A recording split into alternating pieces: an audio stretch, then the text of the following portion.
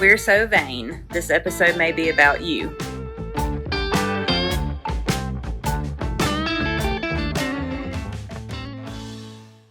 Welcome back to We're So Vain. In episode 6, Dr. Schul discusses complications related to venous insufficiency and varicose veins. Welcome.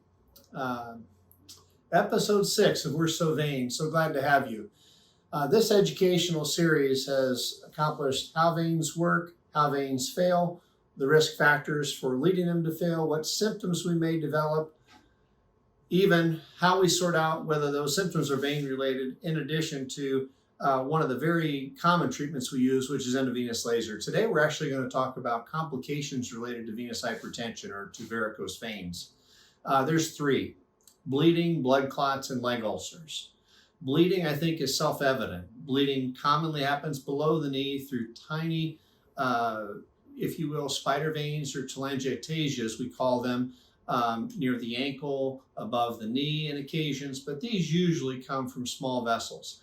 When they occur, that blood will actually squirt from the leg. You'll think it's an arterial problem, but as we know, there's a lot of pressure in the vessels when we have varicose vein problem, and as a result, we see more of a high pressure bleed and something that will squirt from the leg. If you bleed once, you're likely to bleed again. It's a clear indication that you should have a vein treatment to help prevent that in the future. Let's talk about blood clots, because there are 2 different types of blood clots that can occur. Superficial clots are common, okay? And 90% of patients who develop superficial clots, that will be a reddened, firm vessel on the surface of the skin. 90% of those, it'll happen all because of the backwards flow or because of the varicosities.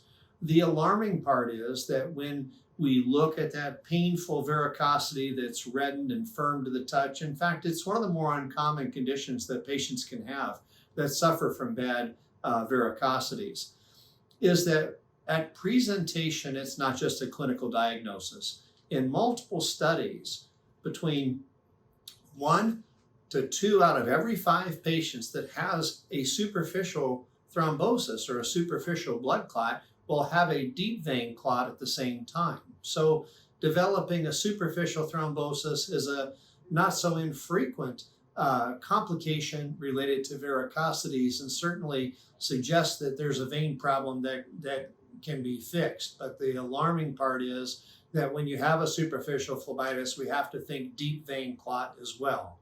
Let's talk about deep vein clots for a second. I have trouble saying treat your varicosities because it will eliminate your risk of blood clots. There are so many things that go into blood clot risk, but we have multiple studies now that are showing varicose veins are an independent risk factor for developing blood clots, the largest of which was over 200,000 patients in Taiwan that compared age and sex-matched controls to patients with varicosities, and they found a 5-fold increase. That's a 5 times increased risk of developing a blood clot in patients with varicosities. Now, they say more research is needed, and I would agree with that before we can say that it's definitely a linking material. But at the same time, look at some other studies that we've seen. One showed that in patients that were hospitalized for 5 days that had age greater than 75 and the presence of varicosities, varicose veins were found to be an independent risk factor for developing a blood clot. Well, when it's all said and done, we can't ignore those risks, but I want to get to this last complication related to venous hypertension, and that's venous leg ulcers. Venous leg ulcers, when we look at the claims data on a national basis, these are the patients in most need of care and often go without care. Many times because there's a failure in recognizing the skin changes associated with a venous leg ulcer. The picture that you're seeing right now is a patient that had been at a wound center for over a year. The picture that you're seeing is not when I first saw her. She was having intractable pain, she was not in any compression, and she had 3 separate ulcers as opposed to the image that you see that has two, but these were wide and long along that gator region of her calf. This was related to backwards flow in both the great saphenous vein and the small saphenous vein, as well as multiple tributaries. She had 3 ultrasounds done at a hospital setting. All of those studies were done lying down. In order to identify if you have a fixable vein component, you need to be standing up or at least on a tilt table so that we can identify what the pathology is. If the veins are normal, then we have to think of other causes of why that patient may have a sore. So at the end of the day, anybody with an open wound to the lower extremity should have a full vascular evaluation to evaluate both the deep venous, superficial venous, and the arterial systems.